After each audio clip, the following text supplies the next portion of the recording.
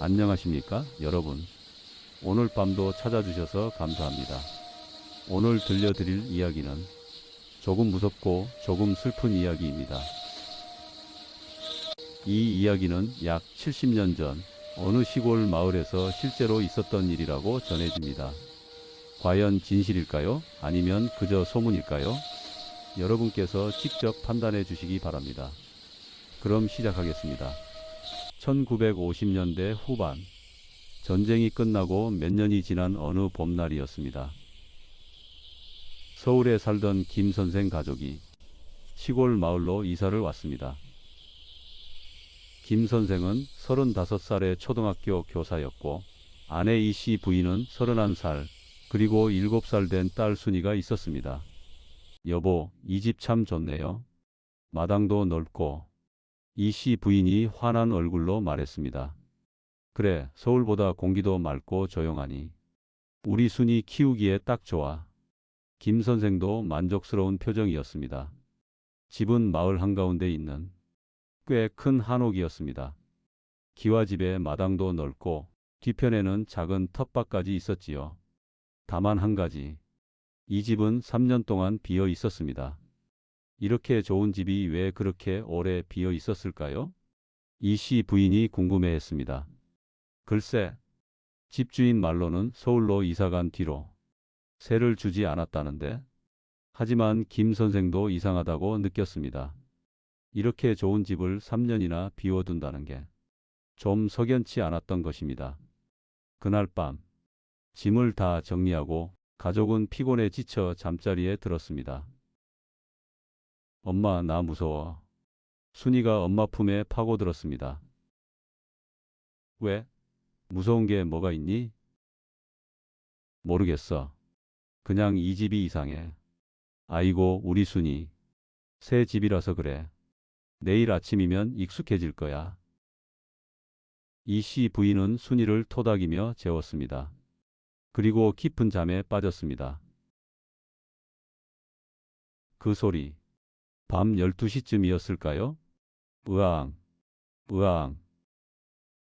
어디선가 아기 우는 소리가 들려왔습니다. 으앙, 으앙. 이씨 부인이 깜짝 놀라 눈을 떴습니다. 여보, 여보. 그녀는 남편을 흔들어 깨웠습니다. 왜 그래? 김 선생이 졸린 눈으로 물었습니다. 저 소리 안 들려요? 아기 우는 소리. 두 사람은 숨을 죽이고 귀를 기울였습니다.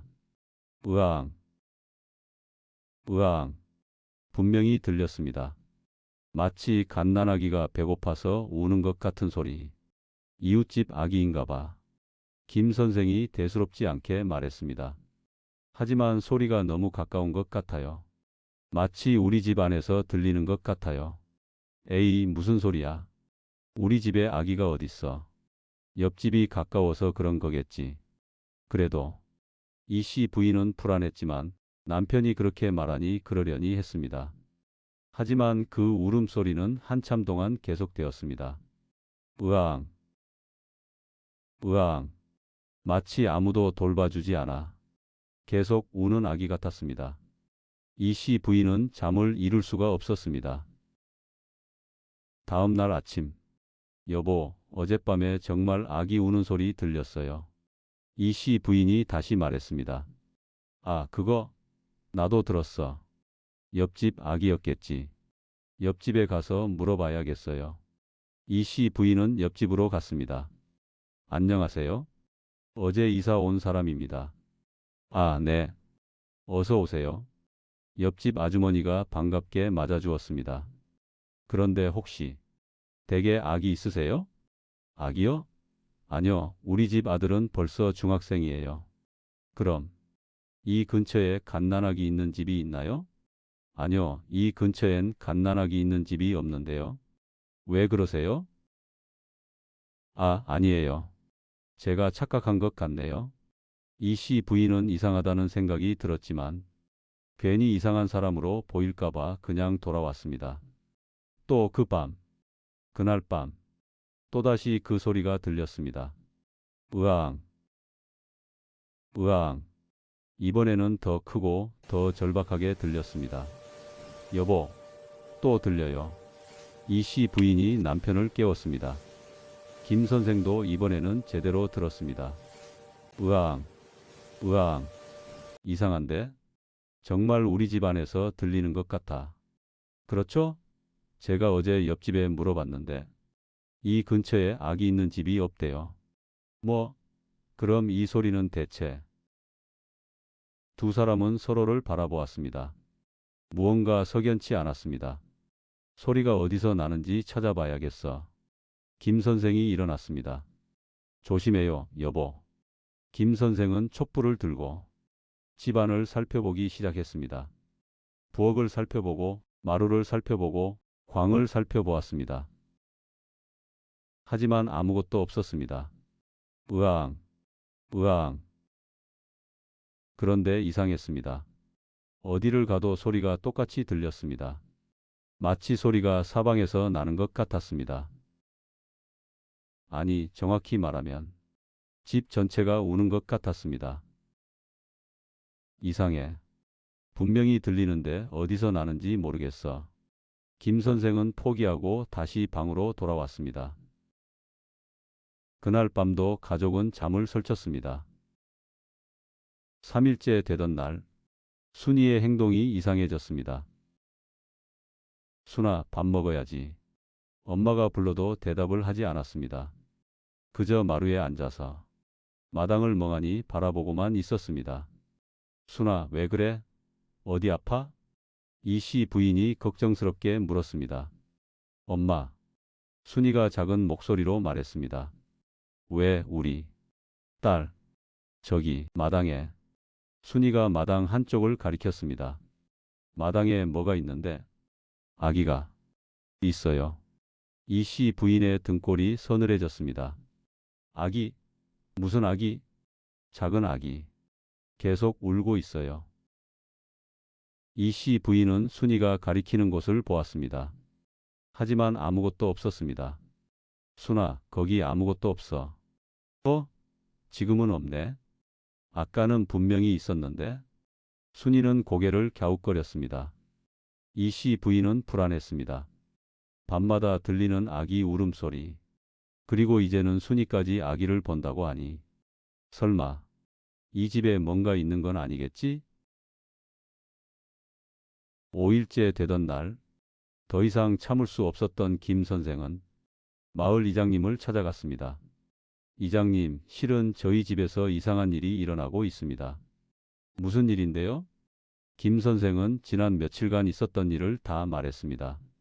매일 밤 들리는 아기 울음소리, 순이가 마당에서 아기를 봤다는 것까지. 이장님의 얼굴이 굳어졌습니다. 김 선생, 그 집에 이사 가신 거였습니까? 네, 왜요? 그 집이 뭐? 이장님은 잠시 망설이다가 입을 열었습니다. 사실은요, 그 집에는 사연이 있습니다. 무슨 사연이요? 지금부터 한 50년 전 일입니다. 그 집에는 박씨 성을 가진 부잣집이 살았지요. 이장님이 말을 이었습니다. 그 집 주인 박씨에게는 외동딸이 있었습니다. 아이를 가진 겁니다. 아, 당시에는 그게 얼마나 큰 수치였는지 아시겠지요? 양반집 규수가 혼전에 아이를 가졌다는 건 집안의 명예를 더럽히는 일이었습니다. 그래서요? 박 씨는 딸을 방에 가두고 아무에게도 말하지 말라고 했습니다.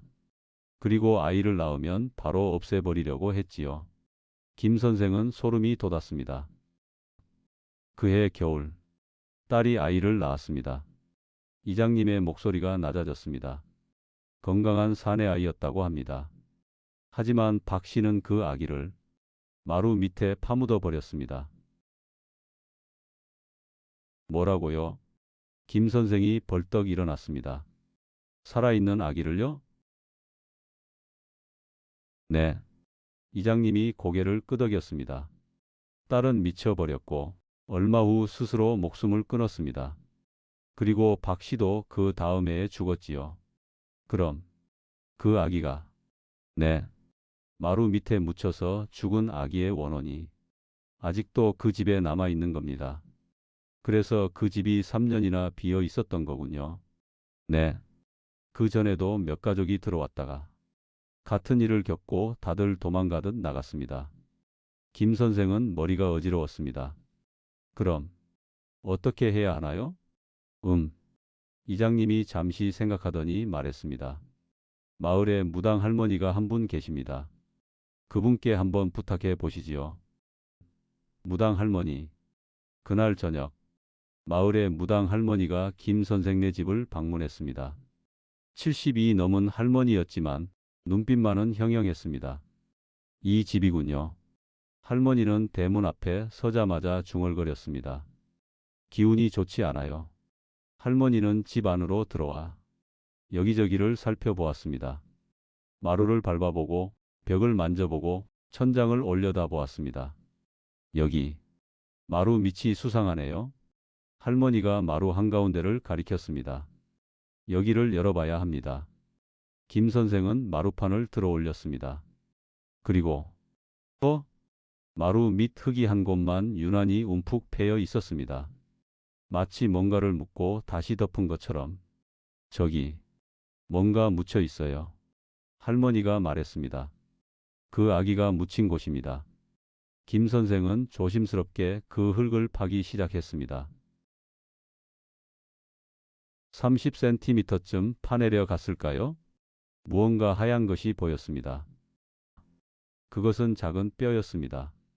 너무나 작은 갓난아기의 뼈. 이 씨 부인은 그 자리에서 주저앉아 울었습니다. 불쌍한 아기. 얼마나 무서웠을까요? 얼마나 외로웠을까요? 김 선생도 눈시울이 붉어졌습니다. 무당 할머니는 조용히 말했습니다. 이 아기는 50년 동안 이 어둠 속에 갇혀 있었습니다. 아무도 찾아주지 않았고 아무도 기억해 주지 않았습니다. 그래서 매일 밤 울었던 거예요. 나 여기 있어요. 날 좀 찾아주세요 하고요. 할머니의 말에 모두가 숙연해졌습니다. 다음 날 마을 사람들이 모두 모였습니다. 무당 할머니의 주도로 아기를 위한 천도제가 열렸습니다. 할머니는 제단을 차리고 정성스럽게 기도를 올렸습니다. 이 세상에 태어나 단 한 번도 엄마 품에 안겨보지 못하고 단 한 번도 따뜻한 햇살을 받아보지 못하고 어둠 속에서 죽어간 이 불쌍한 영혼이여. 이제 그 한을 풀고 편안한 곳으로 가십시오. 이제 더 이상 추위에 떨지 말고 더 이상 배고파하지 말고 더 이상 외로워하지 마십시오. 할머니의 목소리는 떨렸습니다. 그리고 그때였습니다. 훅! 갑자기 바람이 불어왔습니다. 제단의 촛불이 일제히 흔들렸습니다. 그리고 모든 사람이 느꼈습니다.